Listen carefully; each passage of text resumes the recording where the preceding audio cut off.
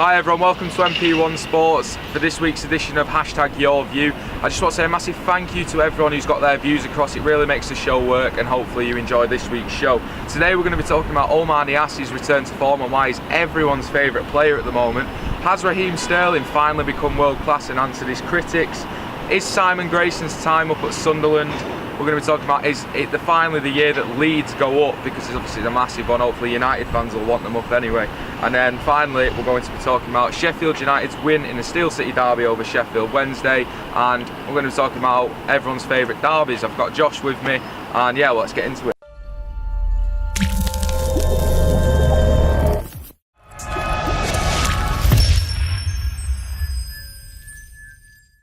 Right, so on today's episode of #YourView, I'm joined by Josh Bunting, who is a friend of mine who goes to university. Josh writes for Sheffield Wednesday, unfortunate, and you've done some bits for Copper 90 as well, haven't you, Josh? Absolutely. Josh is a Sunderland fan, which isn't great, and yeah, thanks for joining us, Josh. Yeah, no problem. Yeah, I'm absolutely delighted to be here. Obviously, MP1 Sports is a big thing coming up in uni, and I hope everybody at home enjoys the show. Yeah, cheers, Josh. How are you today? Anyway, right? Yeah, I'm dead on.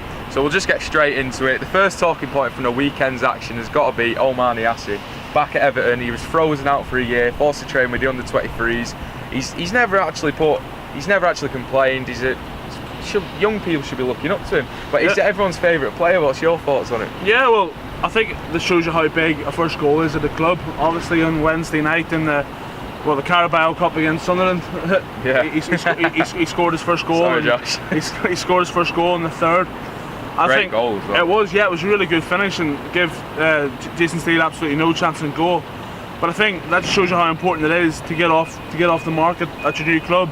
On Saturday against Bournemouth, he comes on, he scores 2 goals and arguably digs Ronald Koeman out of a massive hole. He would have been under a lot of pressure if he didn't do that. Absolutely. If Everton lose that game, Koeman's in, I wouldn't say he's going to get sacked immediately, but he's in a lot of pressure. Yeah, he is. But Niasse, he comes on, gets the equaliser, and then obviously he went on to get the winner. 3 goals inside a week, and we'll see now if his career as good as he can kick on. He's obviously he came in under Roberto Martinez. Koeman's come in, doesn't like him at all. He's frozen him out. Do you think this is a massive statement from Niasse in the terms of he's basically shown Koeman up?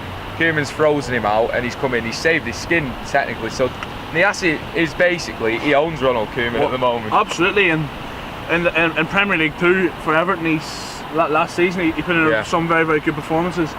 You know, that previously, before Jordan Pickford came in and Sigurdsson, that was Everton's record signing, and he never got that chance, which obviously there was injuries and there was other little bits and bobs. But now he's showing that he is potentially worth that money, and you know, Everton this season could have a very good striker in him. It seems like to me that with Niasse, he was brought in. He didn't get much love from the management, but the fans absolutely love him. Well, yeah. At the moment, the fans are loving him, and even if he's not going to start from now on, could he be Everton's type of Edin Dzeko type player off the bench? Well, yeah. But look last season at Hull. Obviously, he went on loan to Hull, and he was single-handedly. Obviously, Marco Silva's a good manager. Obviously, now at Watford. Yeah. But Niasse last season scored a few good goals for Hull, obviously against Manchester United in what was then the Capital One Cup, the EFL Cup. Scored. Not like the Carabao Cup. He scored in what was the EFL Cup semi-final against Man United, and scored a few very good goals last year. And he looked confident at Hull. And maybe that loan spell has also got his confidence up, but those 2 goals on Saturday will do him wonders. Yeah, I just think only way is up now for Niasse, and unfortunately he's not in the Europa League squad. But he'll force his way into it if they get into the knockout stages. Hopefully. Yeah, he will. Look, he's a good striker. He wouldn't have been bought. Martinez wouldn't have bought him for 13 to 15 million if he wasn't. Yeah. He done very well in Russia, but now I think that he'll have a good season. Yeah, in Everton. hopefully he does, because he's now everyone's favourite player. Everton fans or any other fans in general, let us know your thoughts on Niasse, whether he's your favourite player now or whether you think he should just be binned off. We'll move on to our next point, which is a big talking point for me as a City fan. Has Raheem Sterling answered his critics? Is he finally becoming the world-class player that everyone wants him to be? Yeah, he is. Obviously against Crystal Palace here on Saturday, he got the 2 goals, but I still think there's a lot of nurturing to do with him. I don't think he's world class, to be honest. his end product's still a bit off. He obviously he scored 2 goals, but he also missed a sitter here at the weekend. And you're saying to yourself, if that's a world-class striker, not a striker, but that's a world-class player, he'll score and he'll get a hat-trick. For me, his end product's poor at times, and in big games he really needs to show himself. Yeah, true, but I just feel like with Guardiola now, he's got the right setting to become the player that he's filled up to be. He's still only 22. He's a great player so far, and an interesting fact is that he's got more goals and more assists in less games than he did at Liverpool. Yeah, which is a massive statement. And like you said, he's young, and people need to still realise that there was a massive transfer fee for him, a really big fee, and that puts automatic pressure on you. I think this season especially, he's definitely improved. He got the equaliser here in what was looking to be a defeat against Everton. Yeah, he pops up 81st minute with an absolute fantastic finish to make it 1-1, and obviously you're still unbeaten this season.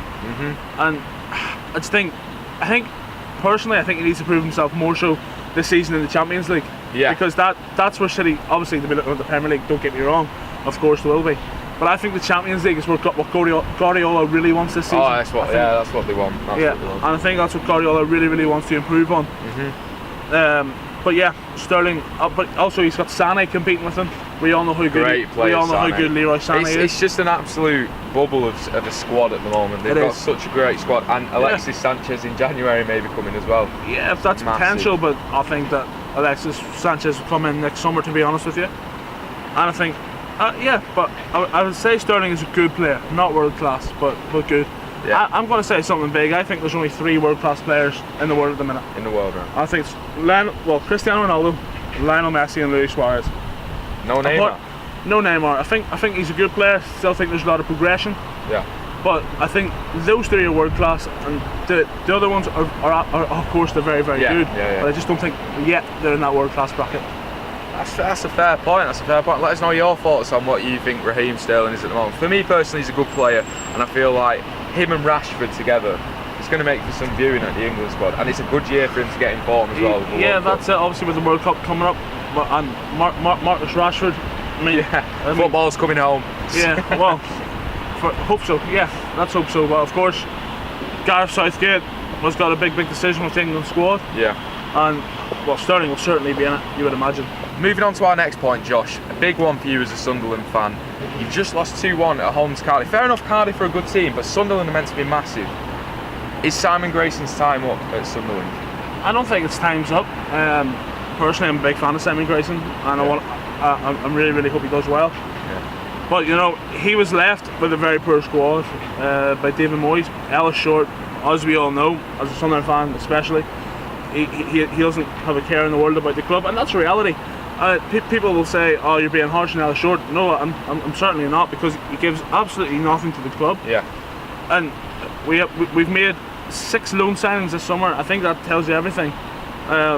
2 from Everton, of course, Brendan Galloway and Tess Browning, and two good young players. And then on deadline day, you put Callum McManaman on a free. Yeah. And that's the type of players that I do like. Callum McManaman, I really do, but they're the type of players that we can afford at the minute. Are they going to win you a championship? No, they're not.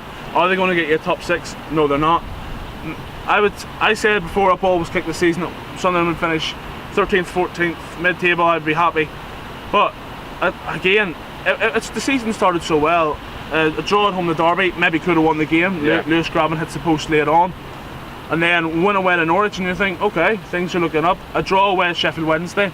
And then after the Leeds game, Leeds beat us 2-0 at the Stadium of Light, and things have gone wrong since then. And I was seeing actually this morning on Twitter, Simon Grayson, he didn't seem too optimistic. Before obviously the defeat against Cardiff for the weekend, he was saying things are still looking up and things like that. But after that defeat to Cardiff for the weekend, things are... It's worrying. It is worrying times to be a Sunderland supporter. Yeah, the way it's going at the moment, it feels a lot like what's happening with other clubs like Blackburn. Like you're going into a downward spiral. For me personally, it's the owner's fault, and especially because the worst thing that happens here is losing Sam Allardyce, in my opinion. He was a great manager. Yeah. He got you out of a lot of trouble in the season before that. Obviously, he went on to manage England, 100% win record at England. And then, yeah, it's just gone downhill from there, but it was always coming. Yeah. It was always coming. Oh, yeah, it was.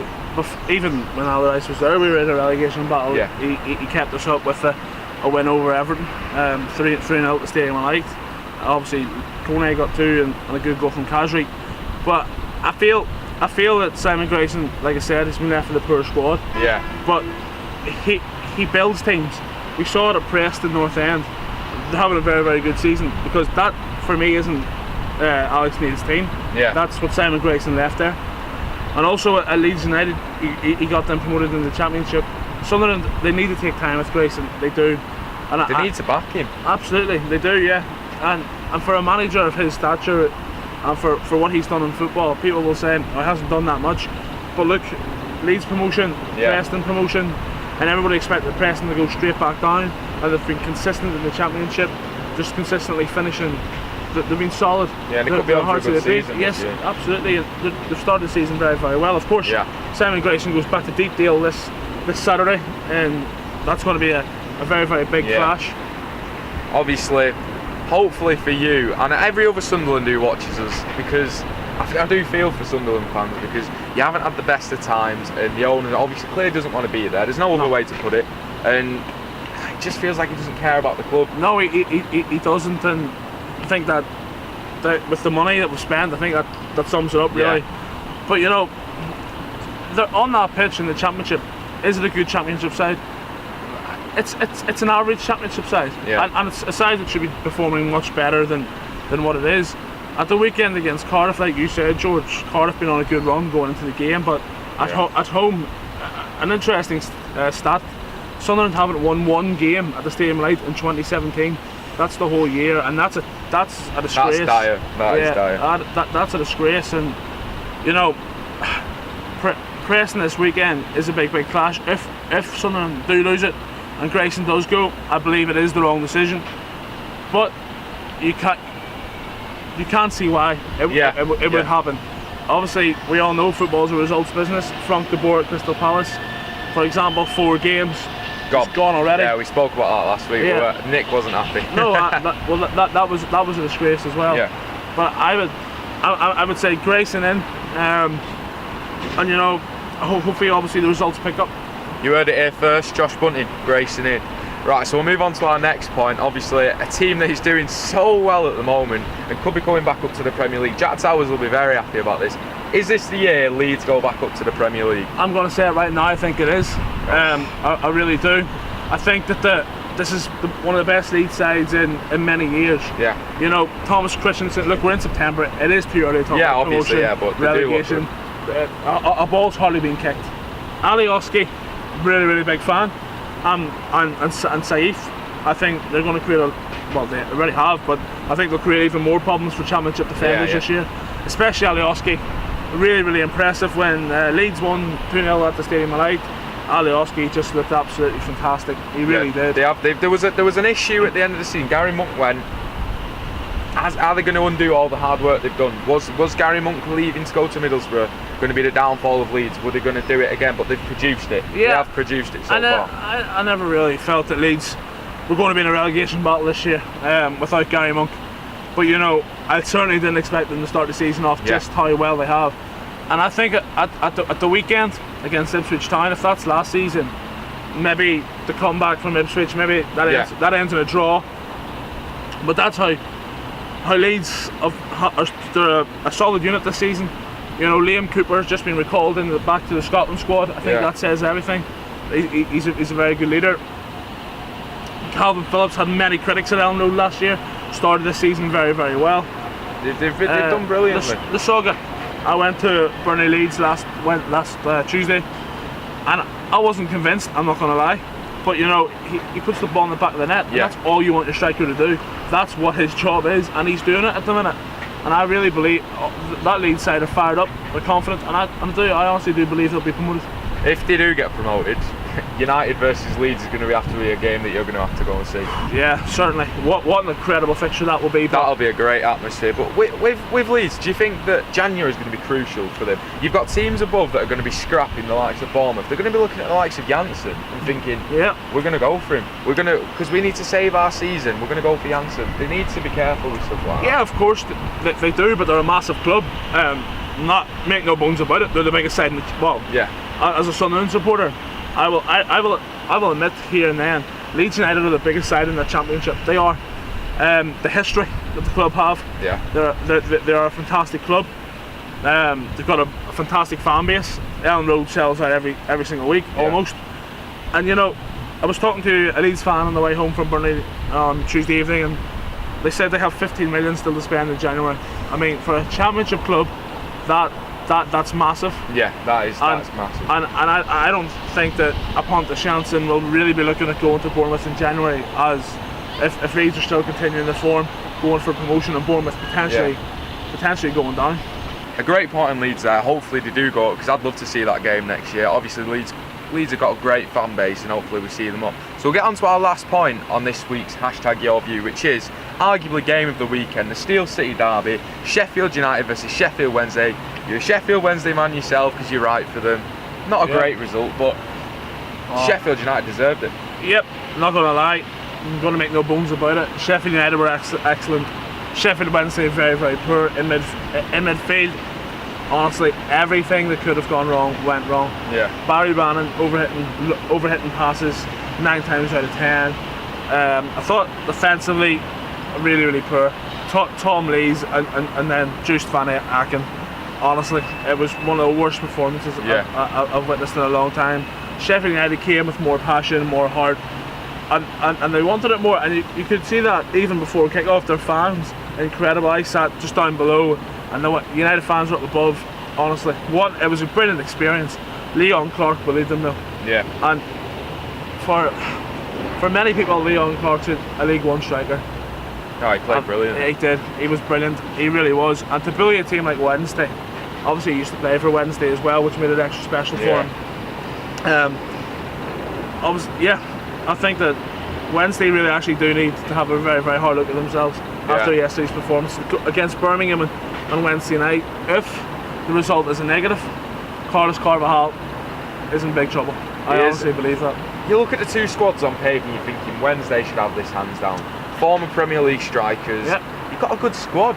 What's going on? The problem is there's too many strikers. There's too much money that has been spent on strikers. Stephen Fletcher, Gary Hooper, Lucas João. There's Sam Winnell. They bought Sam Winnell from Barnsley last season. Okay, so that was okay. Obviously, firing out a lot of goals at Oakwell. Yeah. Wednesday by him. Where is he now? He's on loan to Derby. What was the point? Yeah. There's a young lad in the under 23 squad called George Hurst, who I would like to see in and around the first team squad. I'm not saying he's going to start every week, but I would like to see him get game time, because I believe this lad really is the future. He is a very, very good player. Sheffield United, to their credit, yesterday were outstanding. It was brilliant. Brooks, what a performance from him. Yeah. Absolutely incredible. Just tortured Jack Hunt that whole game. And United, once they had the chances, they took them. Kieran Westwood, in my opinion, was the best goalkeeper in the Championship last season. But this season so far, it feels like his concentration levels are poor. Yeah. Yesterday, just when it goes back to 2-2, Lucas João obviously with the equaliser. United breaking, Mark Duffy, it's a good goal, don't get me wrong, but it's at the front post, and I want my goalkeeper, especially for what is an Irish international goalkeeper, to be saving that. A goalkeeper should never be beaten at his front post. That's exactly what Westwood was yesterday. What an advert! You've got to admit, what an advert that was for Championship football. Arguably the best game I've seen this season. The fans were amazing. The atmosphere was class, and it got us all thinking at MP1. What's your favourite derby worldwide? It can be any game, because I know you've been to a few. Yeah. It can be any game. What is your favourite derby? For me personally, it's got to be the Manchester derby. Obviously, I'm a local lad. I love City, so obviously it'd be Manchester derby. But that's a really good question, George. I went to El Clasico in August in the Super Cup. Real Madrid won 2-0. It was fantastic. The game of football was fantastic. The atmosphere was absolutely brilliant. Don't get me wrong. Last season, I went with a friend to the Birmingham derby, and I got to say, George, that was one of my favourites. That was one of my favourite games. Yeah. Aston Villa won 1-0 on the day up on the horse court, but the atmosphere at Villa Park was outstanding. Yeah. Absolutely incredible. My favourite derby, that's a really good question. Do you know, as a Sunderland point of view, I'm going to go the Tyne Wear, especially when you beat them 6 in a row. It's absolutely... It's going to get Newcastle fans coming out. It's Josh Bunting if anyone wants to get him. that was incredible. Yeah. Obviously, my favourite derby, it has to be that one at Stadium Light when Fabio Borini popped up in the last minute and just fired one in past Tim Krul. Absolutely incredible. Well, there you have it then. Obviously, we've got Tyne Wear derby and we've also got the Manchester derby. That's an open question though. Why don't you tell us what your favourite derbies are at the end of #YourView, and maybe we'll feature them next week. But obviously for me, it's got to be the Manchester derby. But I think that just about sums everything up for today. So, Josh, thank you very much for coming on to the show today. Yeah, thank you very much for having me. Hopefully you've all enjoyed it. Get involved next week with the #MP1YourView to get your views out there. Couple of things as well. Have a look on the website, mp1sports.com. A lot of good writing going on there. Josh is one of them. And yeah, check us out on social media, Facebook, Twitter, Instagram. And until next week, we'll see you later.